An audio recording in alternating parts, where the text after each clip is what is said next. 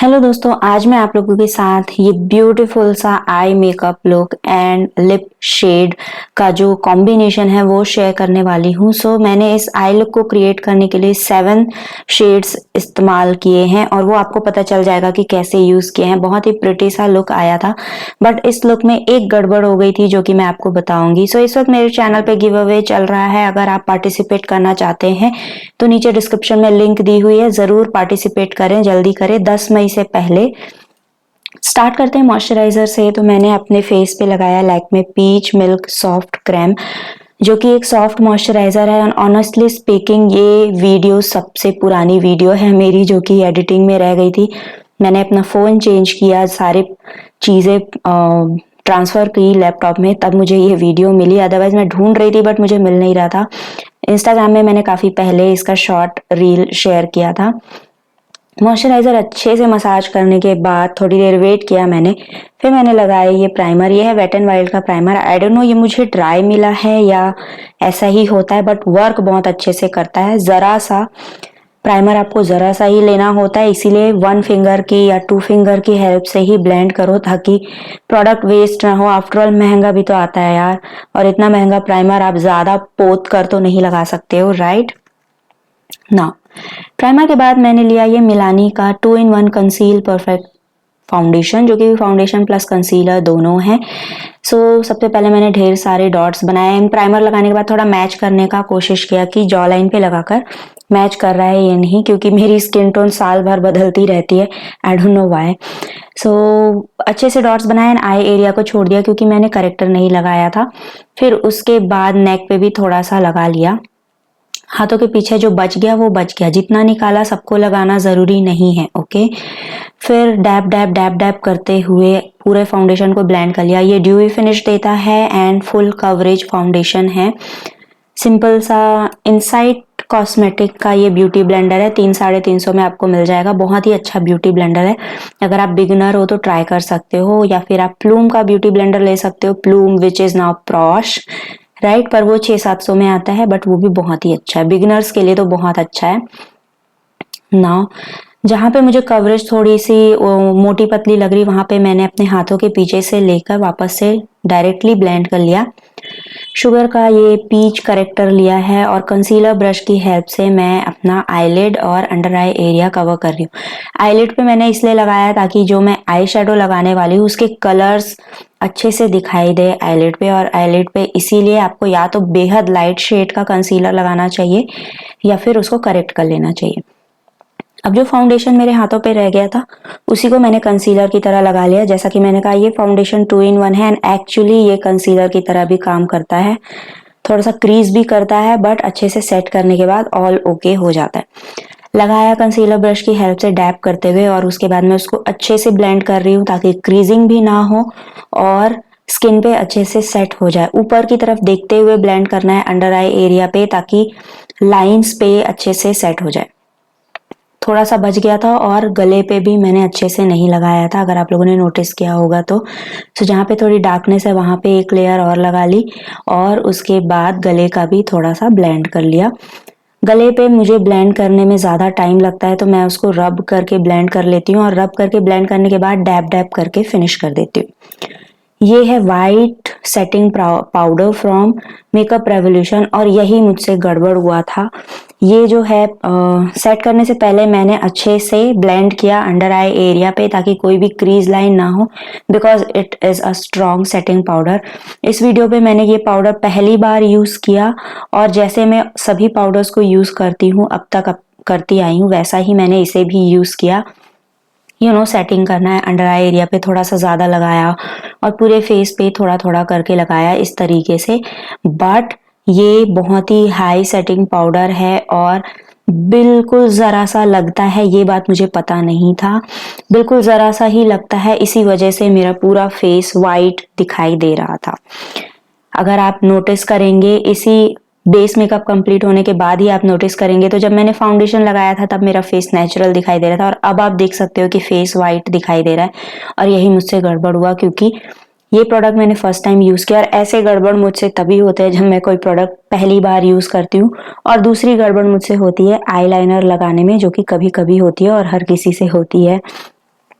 कभी परफेक्टली लग जाता है और कभी कभी दोनों आंखों पे बराबर नहीं लगता है, क्योंकि वीडियोस के शूट के लिए हम अलग अलग आईलाइनर्स यूज करते हैं, तो हर के लिए अलग अलग प्रैक्टिस हो जाती है।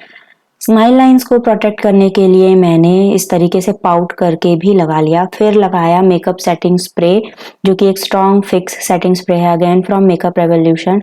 मैंने जो मेकअप कोर्स ज्वाइन किया था, प्रोफेशनल मेकअप कोर्स, उसकी किट में ये चीज़ें मुझे मिली थी, तो मैंने ये पहली बार ही यूज़ किया। वेट एंड वाइल्ड का प्राइमर, ये सेटिंग स्प्रे और ये पाउडर, जो कि मैंने अपने ट्यूटर से पूछा, तब मुझे पता चला कि ये बहुत ही कम पाउडर लगता है। फिर मैंने उसको सुखाया अच्छे से, ताकि सेटिंग स्प्रे का जो नोजल था वो बहुत ज़्यादा प्रोडक्ट बाहर निकाल रहा था, हल्का सा नहीं, बहुत ज़्यादा। उसको सुखाने के लिए मुझे मेहनत करनी पड़ी। फिर मैंने लिया आई शेडो पैलेट और उसमें से पहला शेड लिया, जिसको मैंने क्रीज लाइन पे ब्लेंड किया। शेड आपने देख लिया है, और स्मॉल क्रीज ब्रश की हेल्प से ब्लेंड किया, ताकि बहुत ज़्यादा ब्रॉड एरिया ना कवर हो। फिर मैंने ये डीप ऑरेंज शेड लिया और इसको इनर कॉर्नर से थोड़ा सा हल्का सा आईलिड पे इनर कॉर्नर की तरफ लगाया, और मैं पतला सा ब्रश यूज कर रही हूँ। ये बेसिकली एक लिप ब्रश है, बट मैं इसको आईलिड पे यूज कर रही हूँ, ताकि जितने एरिया पे मुझे कलर चाहिए मैं उतना ही लगा सकूँ। फिर मैंने ये पर्पलिश पिंक शेड लिया और जस्ट ऑरेंज के बाद इसको लगाया। So this is the third shade, right. और अगेन सेम ब्रश की हेल्प से लगाया, और सारे टाइम मैं ब्रश को अपने हाथों के पीछे क्लीन भी कर रही थी, ताकि शेड्स मिक्स ना हो जाए। और हाफ आईलेट कवर कर लिया। फिर ये जो थोड़ा सा डीप पिंक है, इसको लिया और आउटर कॉर्नर पे लगा दिया, जो इतना आईलेट का एरिया बचा था उतना। और साथ ही साथ मैं जो दो शेड्स के बीच की लाइन है उसको भी ब्लेंड करते हुए जा रही थी। फिर मैंने एक ब्लू सा पर्पल सा शेड लिया था, जो कि यहाँ पे शो नहीं हुआ। पैलेट इतना बड़ा है कि मुझे पता नहीं चल रहा था, होल्ड करने में थोड़ी सी गड़बड़ हो रही थी।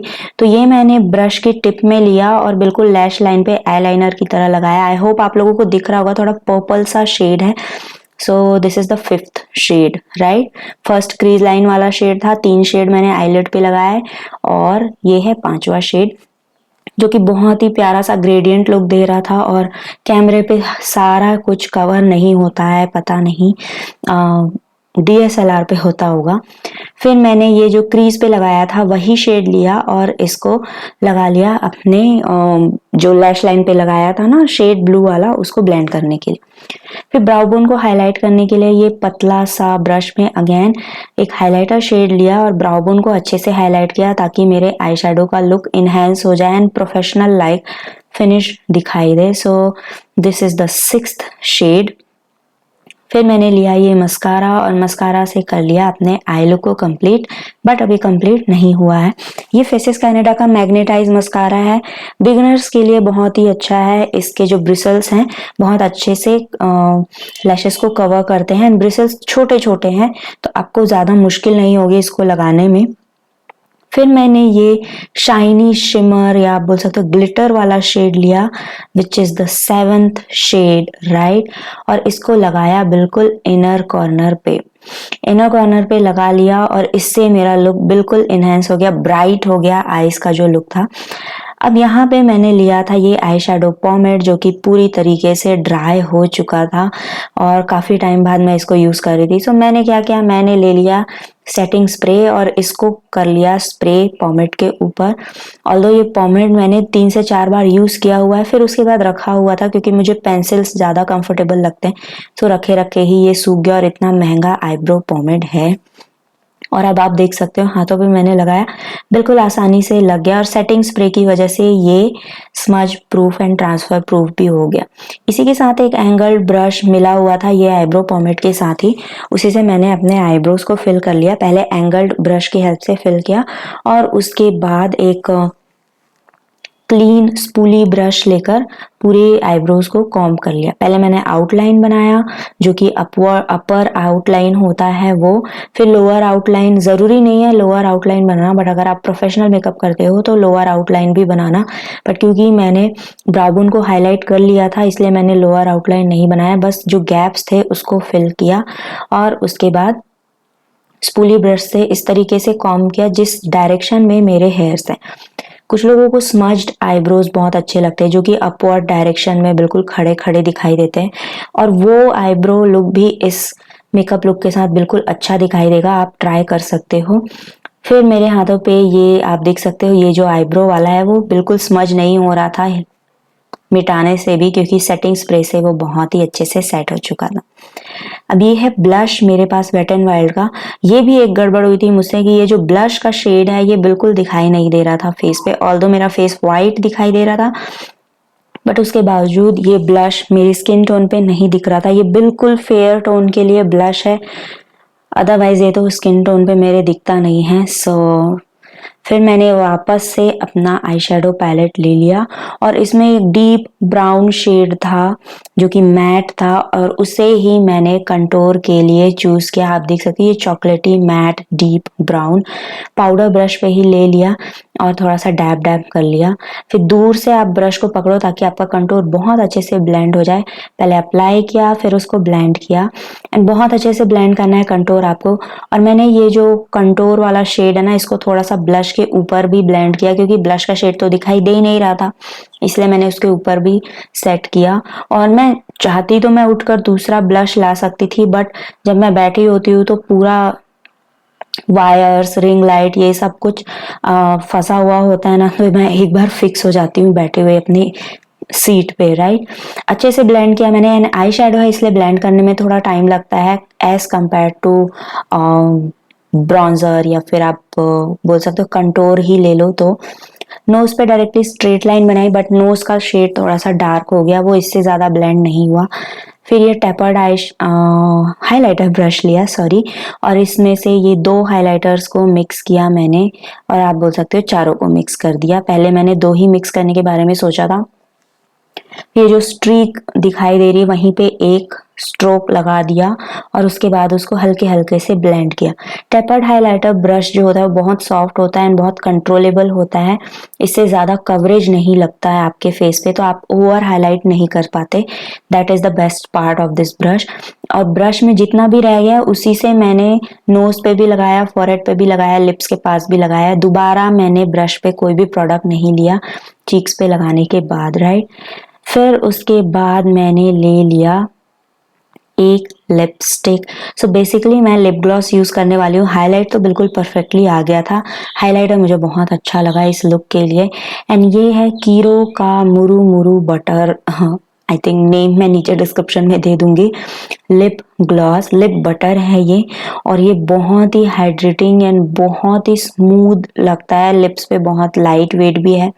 सो मैंने इसके दो शेड्स लिए थे, और मुझे ये जो एप्रिकॉट वाला शेड है, ये nude apricot I think name है इस शेड का, यही शेड मेरी स्किन टोन पे सूट करता है। जो दूसरा शेड लिया था वो बहुत लाइट है, वो अच्छे से खिलकर नहीं आता मेरे स्किन टोन पे। सो this is my final look, and I hope आप लोगों को मेरा आज का ये मेकअप लुक पसंद आया होगा। मेकअप किट आपको मिलने वाले हैं माय ग्लैम मनीष मल्होत्रा के। सो अगर आप पार्टिसिपेट करेंगे तो आसानी से जीत सकते हो। नीचे दिए हुए लिंक पे क्लिक करके गिव अवे में पार्टिसिपेट करो। बहुत आसान से रूल्स हैं, बट रूल्स जरूर हैं आपके गिव अवे के लिए, एंड किट आपको बहुत अच्छे अच्छे मिलने वाले हैं। एक बार आप जाकर देख लो कि किट में क्या मिलने वाला है। So this is my eye makeup, जो जिसके बारे में मैं बात कर रही थी। नीचे में जो पर्पल शेड है वो भी बहुत प्रिटी सा लग रहा था, बस पाउडर की वजह से फेस थोड़ा सा वाइट हो गया, जो कि अब मुझे पता चल गया कि वो पाउडर कैसे यूज करना है, right. So thank you so much guys, thank you so much for watching, have a nice day.